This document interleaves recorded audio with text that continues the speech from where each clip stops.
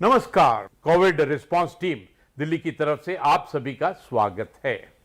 हम जीतेंगे positivity unlimited की व्याख्यान श्रृंखला में आज हम सभी को आध्यात्मिक गुरु श्री श्री रविशंकर जी महाराज का मार्गदर्शन मिलने वाला है। गुरुदेव श्री श्री रविशंकर जी महाराज आर्ट ऑफ लिविंग के संस्थापक, मानवतावादी और आध्यात्मिक गुरु हैं। गुरुदेव ने अनेक देशों की यात्रा करते हुए नैतिक लीडरशिप, भ्रष्टाचार का विरोध, विवाद समाधान, पर्यावरण और प्रकृति की देखभाल करते हुए शांति और वैश्विक रूपांतरण की प्रेरणा देते हैं। हम जीतेंगे पॉजिटिविटी अनलिमिटेड की व्याख्यान श्रृंखला में हम श्री श्री रविशंकर जी से अनुरोध करेंगे कि वह हम सभी का मार्गदर्शन करने की कृपा करें। आज हमारा देश इस सदी का सबसे बड़ा संकट से गुजर रही है। ये सहज ही है इस वक्त हमारा मनोबल में कुछ कमी आ जाए, उदास हो जाए। आजू बाजू देखते हैं अपने मित्रों का और रिश्तेदारों की जो कष्ट है, तकलीफ है। कई लोग अपने रिश्तेदारों को खो बैठे हैं। इस परिस्थिति में ये साधारण बात है कि व्यक्ति टूट जाता है। अब हमको क्या करना चाहिए? ऐसी परिस्थिति है जहां मृत्यु का तांडव देख रहे हैं, जहां बीमारी बढ़ रही है, दुख और दर्द भरा हुआ आवाज चारों ओर से हमको सुनाई दे रही। तो हम क्या करें? इस वक्त हमको 4 चीजों पर ध्यान देना चाहिए। सबसे पहली बात यह है, हर व्यक्ति के भीतर हिम्मत नाम की चीज, धैर्य नाम की चीज कुदरत ने भरा हुआ है, ईश्वर ने हमको दिया है। यही समय है उस धैर्य को जगाना। जैसे अस्पताल में डॉक्टर पेशेंट को ट्रीट करते हैं और डॉक्टर तो ठीक होते तभी तो वो कर पाते हैं। ऐसे आप समझो एक व्यक्ति आज वैद्य बन गए हो। समझना, मानसिक रूप से, सामाजिक तौर से हम सबको हमारे ऊपर एक जिम्मेदारी है। वो जिम्मेदारी निभाने के लिए हमें सबसे पहले क्या करना? हमारे भीतर की जो धैर्य है, शौर्य है, जोश है, जोश को जगाइए।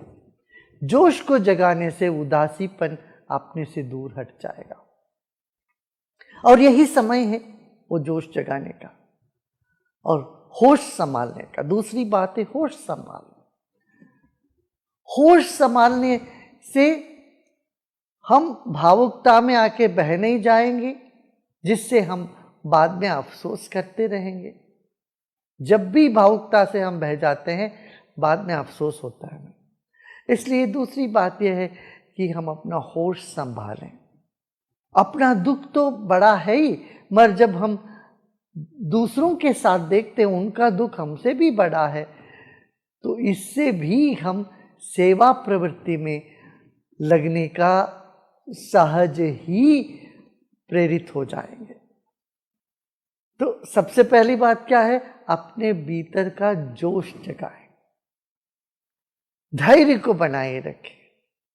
जब हम धीरज रखते हैं, धैर्य रखते हैं, हम हिम्मत और लोगों में भरने के लिए काबिल होते हैं। जब हम खुद ही टूट जाते हैं, हम किसी के काम में नहीं आएंगे। ईश्वर ने दिया है धैर्य, यह समय है हम अपने भीतर का जोश को, धैर्य को जगाएं। ये सबसे पहली बात है।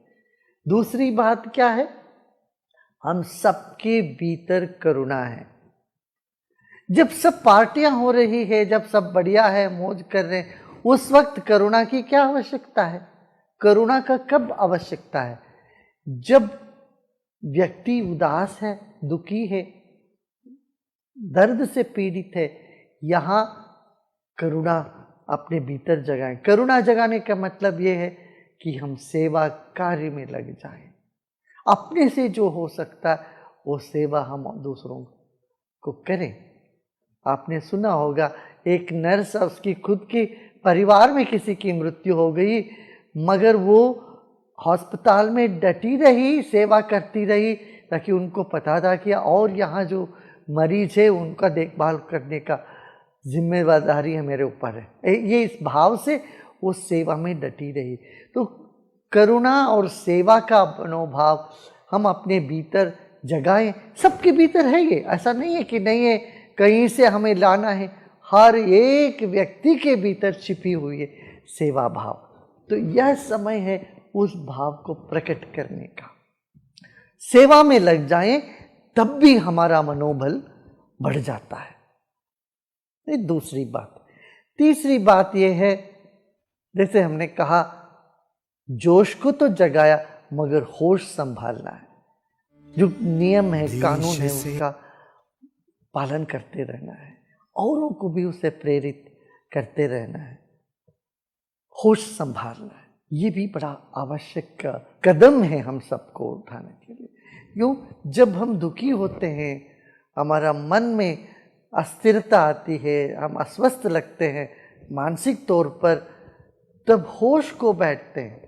उस वक्त हम जो भी करते हैं उस पर हमें अफसोस होने लगता बात। तो होश संभाला। ये कैसे संभाल? कुछ प्राणायाम किया करें, ध्यान किया करें, मंत्रों का उच्चारण किया करें। इससे क्या है, एक अनूठी अद्भुत आत्मबल हमको प्राप्त होता है। इस सदियों से हमारे पूर्वज करते आए हैं। जब बच्चे परीक्षा देने जाते हैं तब वो भगवान को याद करते हैं। देखिए, साल भर जैसे बीता भी हो, भगवान को याद भी नहीं किया हो, मगर जब परीक्षा नजदीक आ जाता है, बच्चे भगवान को याद करते हैं।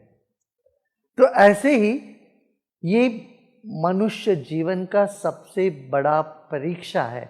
कम से कम इस वक्त हम सबको ईश्वर भक्ति को हमारे भीतर जगाना है। ये जान के हमको आगे बढ़ना है कि ईश्वर है और वो हमको बल देंगे और दे रहे हैं। निर्बल के बलराम, हम ये बार बार कहते हैं। इस धारणा की परीक्षा है अभी।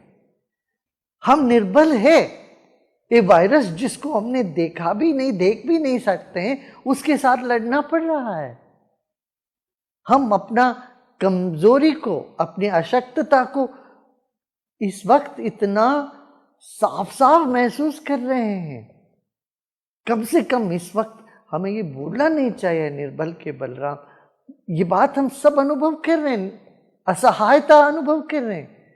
इस वक्त हमको याद करना पड़ेगा वही बात, निर्बल के बलराम। ईश्वर विश्वास हमको मानसिक तनाव से दूर रखता है। ठीक है ना? इन बातों पर यदि हम ध्यान देते हैं, दुख से हम बाहर आ सकते हैं। योग का उद्देश्य यही है, हेयम दुक्खम अनागतम।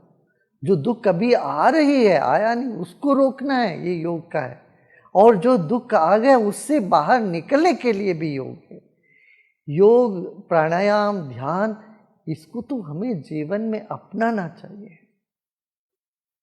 और साथ ही साथ अपना भोजन पर ध्यान दें, सही सही भोजन करें, आयुर्वेदिक चीज़ों को अपना जीवन में उपयोग करें।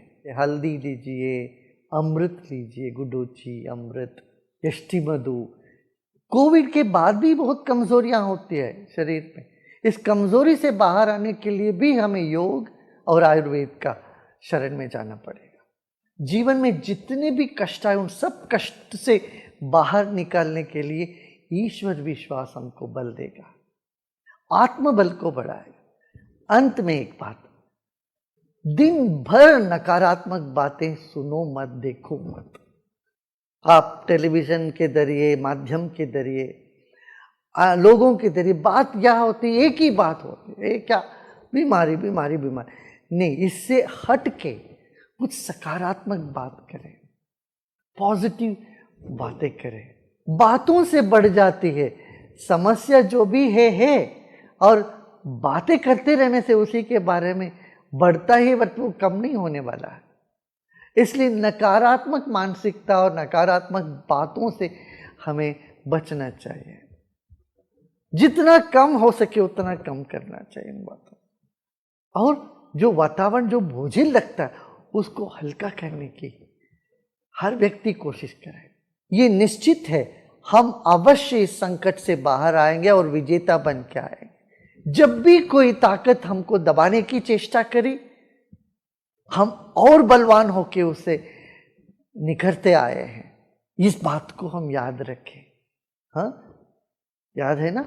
अभी जोश जगाइए, अपने भीतर का हिम्मत जुटाइए। करुणा का अभिव्यक्ति का यही समय है। अपने भीतर की करुणा को अभिव्यक्त करें, ईश्वर विश्वास को जगाए, योग साधना और आयुर्वेद पर ध्यान दें, अपने स्वास्थ्य का ध्यान दें, औरों का भी भला के लिए आप जो भी कर सकते वो करने में तत्पर हो जाएं। इतना करने से हमारी जो ये मानसिक नकारात्मक स्थिति बढ़ती जा रही है, इससे हम बच सकते हैं। ओम शांति, जय हिंद।